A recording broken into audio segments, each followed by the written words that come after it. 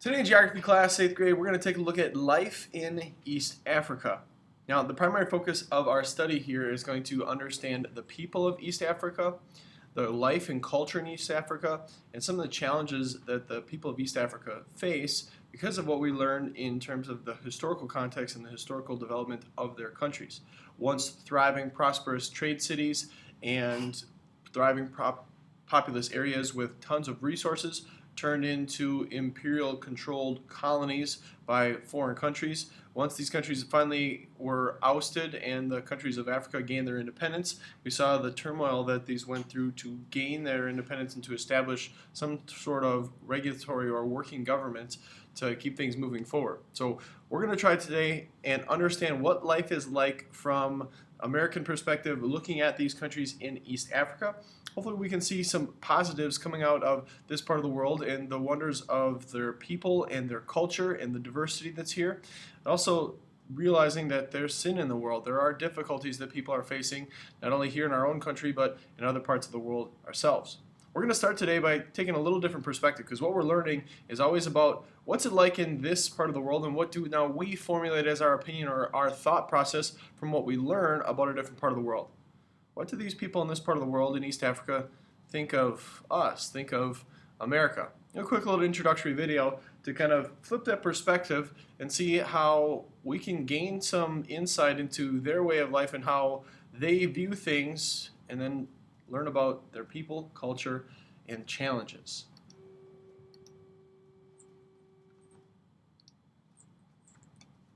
Momentous that few of you may know about. Something so momentous that it's saving millions of lives and generating goodwill for America around the world. Millions of Africans who'd been dying of AIDS are now living with AIDS, thanks to the Bush program. The U.S. is providing pills to more than 2 million people with HIV/AIDS, people who could never afford them and who were condemned to die. The medicine not only saves their lives, it permits them to live full lives. We went to Uganda, where AIDS has ravaged the country, killing more than 1 million people, and where Dr. Peter Mugeni, a pioneer against AIDS, told us how grateful he is to Americans for saving his fellow Ugandans. We thank sincerely the American people. They are the people who are saving lives. They are the people who can be proud that lives are being saved on this continent. President Bush created a program in 2004 with the bipartisan backing of Congress. Last year, Congress raised the funding to about $7 billion a year for the next 5 years. You've called this the greatest aid effort in modern times. Absolutely. There has never been a rescue mission, a mission of mercy of this magnitude that has produced such magnanimous results. He told us Africans now see America differently. The impression that people in Africa have of America is that America is no longer the world's policeman. It is now Africa's friend. What an image. And how about this image? All of these exuberant-looking children, every one of them has HIV or AIDS. They would all be dead or dying if it weren't for America. Now they're alive and thriving. Viola is 13. Her mother died of AIDS, and she was dying from it too, until she began taking those drugs at her home, where she lives. To swallow it once. I take them every day. And you never forget. I can't forget. What would happen if you forgot to take your pills? I think I can die. Viola will be fine, but Dr. Sabrina Kitaka, the pediatrician, remembers all the children who died before America came to the rescue 6 years ago. She had 2,000 children who needed life-saving drugs, but only enough pills to treat 30 of them. So she sent home more than 1,900 children with only vitamins and hope. A false hope, because all but the 30 chosen children died. You were, in fact, playing God. But we had no choice. No choice because she had no pills. Ed Bradley saw that when he came here 10 years ago and talked to Dr. Mugeni when the situation looked hopeless. In bed after bed, Dr. Mugeni showed us patient after patient who couldn't afford drugs either to fight the virus or the diseases it brings. This man had arrived at the hospital 2 weeks earlier. What would that cost to give him the drugs, other patients, the drugs that they need? $600 per month. And a man like this, how much would he make a month? Maybe $5-10 per month. Even after pooling their resources, his family didn't have the money for treatments. They decided to take him home to die. But today, generic drugs have made AIDS pills much cheaper.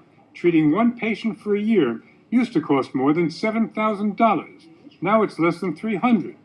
As HIV destroys a person's immune system, leading to AIDS, patients need these powerful pills, antiretrovirals they're called, or miracle pills.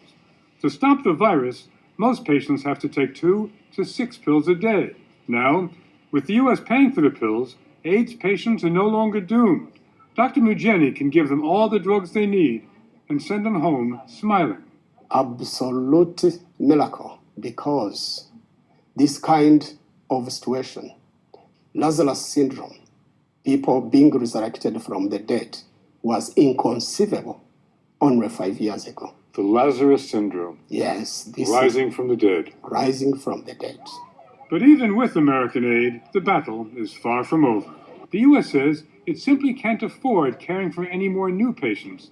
So unless other wealthy countries step up, millions are doomed.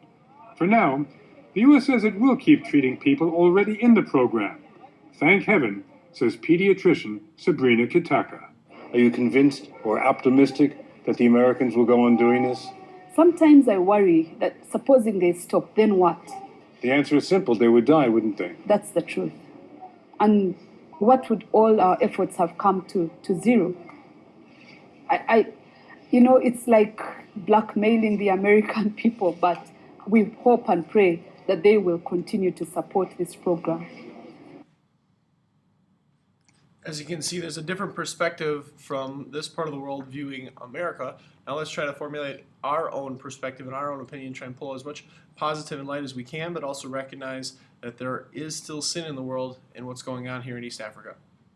A guiding question: what ethnic groups contribute to the diversity of the population?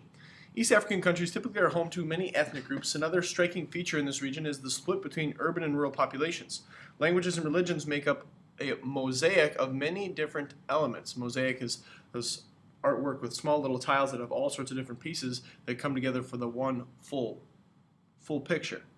Where people live. The population of East Africa is split between large cities and rural areas. Many large cities are on or near the coast of the Indian Ocean. For example, Mogadishu in Somalia, Mombasa in Kenya, Dar es Salaam in Tanzania.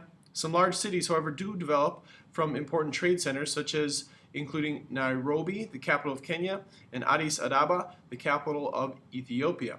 Of the 11 countries in the region, Ethiopia has the largest population, and Djibouti has the smallest. People are distributed unevenly in East Africa. Population density measures how many people live in a given geographic area, and a thickly settled area has a high population density. In thinly settled areas, the density is low. In Tanzania, population densities vary greatly from one area to another. Overall, Rwanda has the highest population density in the region. Somalia has the lowest. In Ethiopia, the majority of people live in the central highlands. The warmer and the drier areas of lower elevations are thinly inhabited. In Sudan, most people live along the Nile River. Arid parts of the country are thinly populated. In Somalia, most people are nomadic or semi-nomadic. Ethnic groups. The populations of Kenya, Tanzania, and Ethiopia are diverse in terms of ethnicity. Sometimes competition among different ethnic groups has led to political and economic conflict. Ethnic identity is closely linked to language and also to geography. One thing that we often maybe don't understand as much about the difference between ethnicities in our country is the comparison to those in East Africa, because there isn't the stark contrast between, well, skin color and that as an identifier in terms of your ethnicity. Here in Africa, the skin color is going to be relatively the same, but their difference, notice it says, is closely related to language and geography. So what language you speak and where you are from, not necessarily what your skin color looks like. In our country, we're accustomed to, obviously, the categorization or saying somebody is different because of the color of their skin. That classification naturally happens in East Africa, and in other parts of Africa, there's a common skin color amongst the people there just based on genetics, just based on where the people come from. And there's a difference in ethnicity, the way it's talked about and the way that it's viewed in this part of the world. In Kenya, for example, the Kikuyu, Kamba, Meru, and Naika people inhabit the fertile highlands of the Central Rift. The Luya live in the Lake Victoria Basin. The rural Low people are located in the lower parts of the Western Plateau. The Maasai people tend their herds of the cattle in the south. Along the Kenya-Tanzania border, the Maasai and the Samburu and the Turkana are the pastoralists. They live in the arid northwestern region of Kenya. Another type of ethnic identity is the clan. A clan is a large group of people sharing a common ancestor in the far past. A group of related clans is called a clan family. Smaller groups of related people within a clan are called subclans. In Somalia, the basic ethnic unit is the clan. In countries that have many diverse ethnic groups, building a sense of national identity is really difficult. People often feel a stronger attachment or allegiance to their ethnic group than their country. They don't view themselves as Somalians or Kenyans or Tanzanians. They view themselves based on their people, which is the smaller subset within the larger population. A Somalia, for example, might feel a greater attachment to his or her clan than the country of Somalia itself. So you have a difference between all of the people in America calling themselves Americans. At the same time, in Africa, you have people that are more adhering to their family, their people, than this greater national perspective. Languages. East Africa is a region where many African languages are spoken. For example, Ethiopians speak about 100 distinct languages. Kenya also has a wide variety of spoken languages. Swahili and English are used by a large number of peoples to communicate. Those two languages are the official languages of Kenya and the legislature and of the courts. So the official languages are English because of the influence of settlers and colonialism, and Swahili, a more traditional mix of what was the Arabic language and the language of the African people. Swahili is also universal in Tanzania.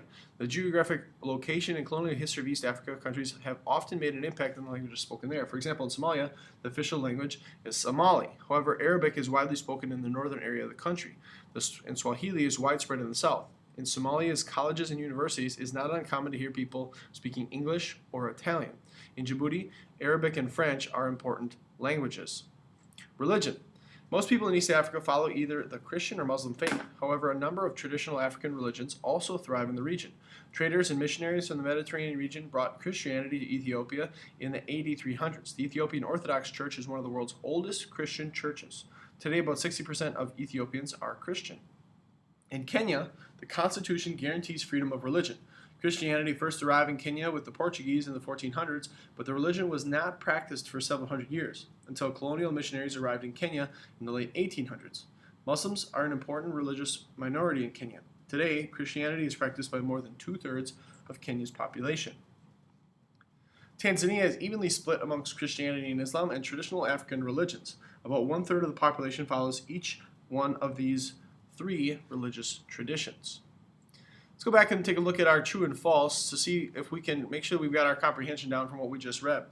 Number one, most East African countries are home to a single ethnic group. We'd have to say, of course, that that's false because there are multiple ethnic groups, and that's what people mostly adhere to in terms of their loyalty or their sense of self-pride, their sense of self-worth. They call themselves what their clan is or what their ethnic group is versus the adherence to a more national perspective in their government. So there are multiple ethnic groups. Number two, the population of East Africa is split between large cities and rural areas. We would say that's true. Very distinct major developing cities and also smaller rural villages in the less populated parts of the country. A lot of times where people live is based on where those resources are, where that development is, where that opportunity is, and the difference between rural areas and big bustling cities creates that diverse or that spread of population. So some areas have a high population density, others do not. Number three, of the countries in East Africa, Ethiopia has the largest population. That is true. Number four, Djibouti has the second largest population. We said that's false. Djibouti is a pretty small country, and it has the smallest population. Number five, Rwanda and Somalia have the highest population densities in the region. I believe that that's going to be false. It's just Rwanda in comparison, so it was not including Somalia in that portion. Number 6, competition among different ethnic groups has led to conflict in East Africa. True. 7, most of the people in East Africa speak one common language. That would be false. There are many common languages.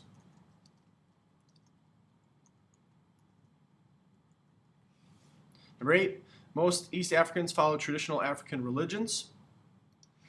We'd say false. There's a blend between the 3 of those. So there's African religions that are traditional to the people and their ancestors. There's Christianity, brought by the missionaries during colonial times, and there's also the spread of Islam, or the Muslim faith, from the Arabic Peninsula, just because they're so close in proximity between the trade and influence of cultures mixing there. Number 9, the Constitution of Kenya guarantees freedom of religion. It's true. And number 10, Tanzania is evenly split between Christianity, Islam, and traditional African religions. We also said that that is true. In the next section, as you're reading, you're filling in this table to highlight the items or interesting facts about their daily life, arts, and cultures. Here's where, as we saw, they view us in a positive light. We want to focus on the positive and wonderful things that the people of this part of the world are known for. Life and culture. In East Africa, traditional customs, as well as the impact of modernization, can be seen in daily life and culture. Culture in East Africa often displays a blend of African and European ways of life. Daily life. The rhythms of the daily life are varied in East Africa. One factor is where people live, in cities or in rural areas. Most East Africans live in the countryside, but cities are growing rapidly due to the economic opportunities they provide. Nairobi is Kenya's capital and most important industrial city. The city is home to more than 3 million people. This makes Nairobi the most populous city in East Africa. It is a city of contrasts. High-rise businesses and apartment buildings sit near slums built of scrap material. Daily life in rural areas is quite different from the life in the city. A rural family housing, for example, might consist of a thatched roof, dwelling with very little in the way of modern or sanitary conveniences. Often no electricity is available. So that means that they don't have any of the appliances that you and I commonly use in those rural areas. Some rural people practice subsistence agriculture, means growing crops just to feed yourself and their family. Other rural people grow cash crops and they sell those as their primary business. In Tanzania, groups such as the Sukuma farm the land south of Lake Victoria. The Chagas grow coffee in the plains around Kilimanjaro. The Maasai are nomadic people who live in Tanzania and Kenya. They wander from place to place throughout the year as they tend to herds of cattle. Their cattle provide the Maasai with most of their diet. The Maasai have developed a unique way of living. Groups of 4 to 8 families build a kraal, a circular thorn bush enclosure. The kraal shelters their heads of livestock. The families live in mud dung houses inside the kraal. The government of Kenya and Tanzania have set up programs to persuade the Maasai to abandon their nomadic way of life. The government wants to conserve land and protect wildlife, but the Maasai have resisted. They want to preserve their way of life. Should the government step in and tell people how they have to live if these are the ways that people have been living for a long, long period of time? Here's what some of those housing units look like. They're dug right into the ground, or they have what's called a thatched roof on top of them. You can see the stark differences here between what would be a rural village and the people that live in that rural village, the thatched roof over the top of it, the mud that's used to build the structure of the actual home itself. Some of these big enough to have their cattle have shelter, otherwise that's just the living place of those people. This is a view of what the Maasai village would look like. So these are the people that the government want to say, hey, stop living like this. There are modern times that we're in. You can go from this traditional way of life to living with a lot more conveniences, but these people aren't willing to give up their way of life because of the tradition and the pride that they have from where they come from.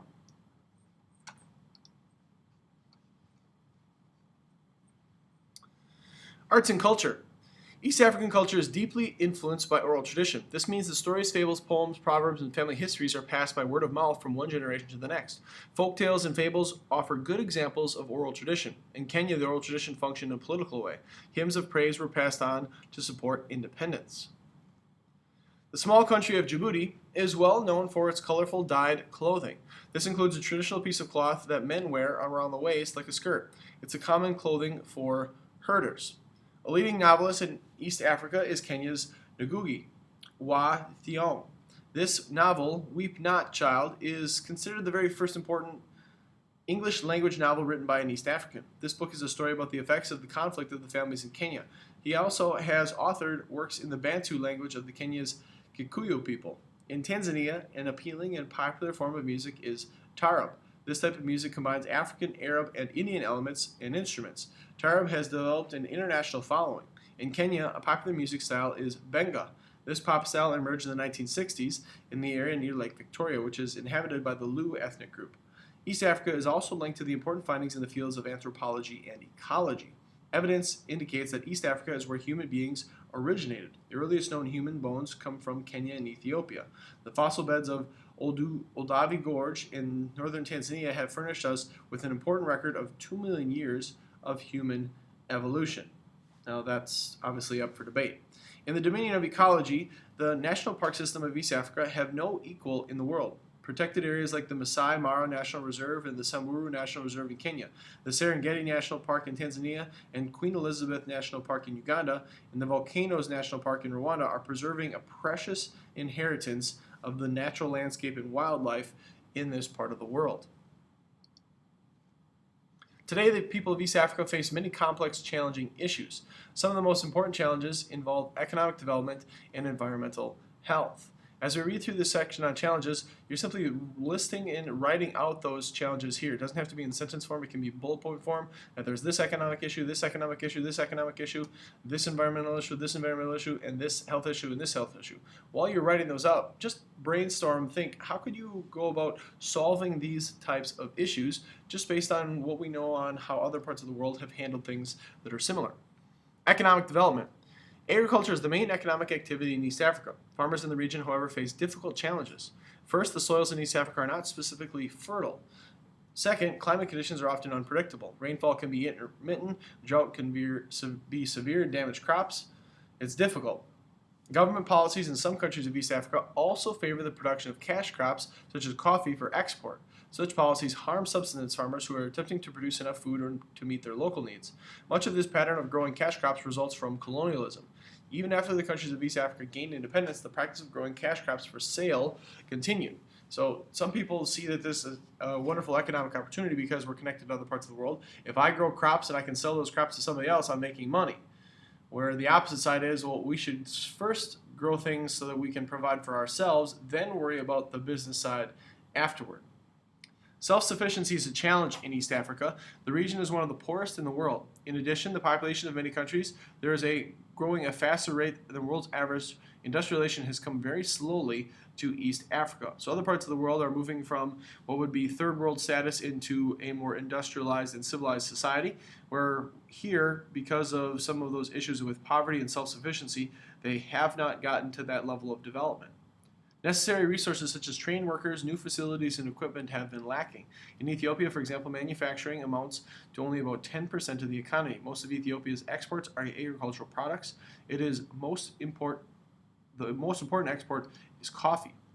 The emphasis on primary industries that harvest or extract raw materials such as farming, mining, and logging is also derived from colonialism. Colonial powers developed their colonies to provide products for the powers. Even after independence, the former colonies continued to produce the same products.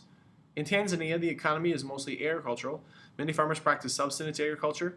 Corn, rice, millet, bananas, barley, wheat, potatoes, and cassava are among the important crops. Coffee and cotton are the most important cash crops. Gold is Tanzania's most valuable export. In parts of East Africa, the economy has suffered because of civil war and political instability. The economy is also linked to the availability of transportation, communication, and education. One key indicator of progress in education is the country's literacy rate. Literacy rates across the region range from a low of 38% in Somalia to a high of 87% in Kenya. As a teacher, I often try to connect the dots between why a country is in the status it's in, and you can look back to its history, but you can also look to the emphasis and the pattern in the history of education in that country.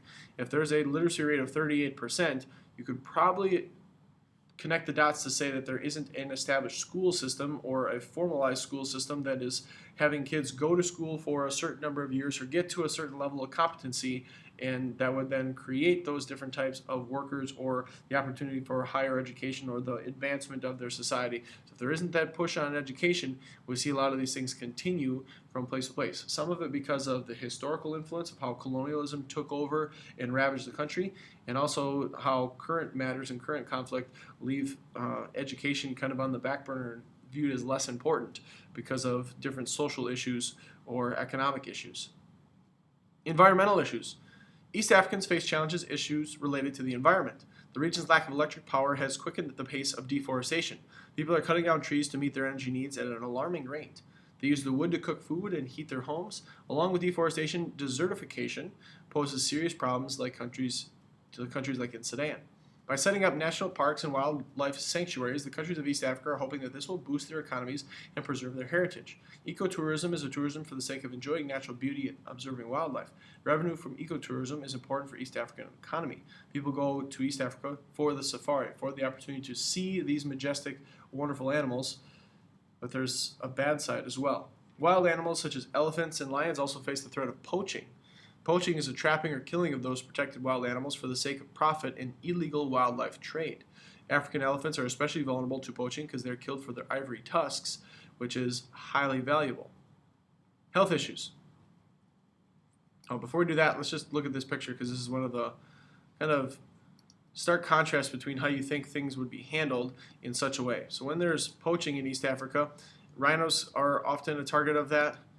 Elephants are often the biggest target of that. Here's a picture of them burning these tusks. This is actually the authorities in Africa that are trying to stop poaching. They're taking all of the things that they just seized from all the elephants that have been killed to produce this, and they're destroying them so they can't be sold on the market.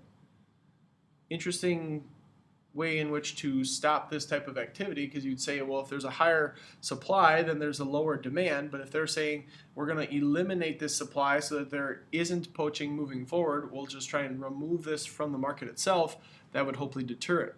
There's an opposite perspective that says that if they damage all these things or they burn all these things, they get rid of all these things, then guess what? People are going to go out and try and kill more elephants because they just burned all of these tusks that were from elephants. Each one of these, every two of these, was an elephant that was killed illegally. So think of it just the size of this pile of these tusks, huge elephant tusks. Two of those is one elephant, two of those is one elephant, two of those is one elephant. How many elephants would have been poached and killed? It says the total number of elephants in Africa has dropped from over 1 million in the 1980s to half of that population today. So an incredibly big problem because of this wildlife resource getting smaller and smaller and smaller because of the greed of people. This means a lot of money for a lot of people, which doesn't necessarily justify the idea that you're getting rid of that resource where elephants don't exist in other parts of the world. Health issues. In East Africa, poor nutrition continues to be a difficult problem to overcome. One of the main causes of hunger and malnutrition in the region has been war. Since 1990, conflict in several East African countries has halted economic development and caused widespread starvation. Large numbers of refugees have poured across international borders. HIV and AIDS is a serious and often fatal disease affecting people in the region. AIDS, as the abbreviation stands for, Acquired Immune Deficiency Syndrome. AIDS is caused by a virus that spreads from person to person. The disease continues to be a major health issue in Kenya, Tanzania, and Ethiopia. The resources required for medical education and treatment have put people further at strain in East African economies. Death from AIDS have cut the average life expectancy in East Africa. Drought and famine also have an impact on life expectancy. In East Africa, life expectancy at birth is 58 years. In Rwanda, 62 years. Sudan. In Kenya, it's 63 years. By contrast, life expectancy in the United States is 78. So you're expected to live almost 20 years more in the United States just because of the environment that you're in, just because we have a system of education and grocery stores and healthcare and all these modern amenities that are built into our society in comparison to the difficulties that people in this part of the world are dealing with. 20 years of life is what all those things that you and I are accustomed to that we often take for granted are worth in comparison to what other people in other parts of the world go through. Really stark contrast between how we view our own lives and how things in other countries operate, especially those in East Africa. Thanks for following along with me today and making sure that you've completed your guided reading activity. God's blessings.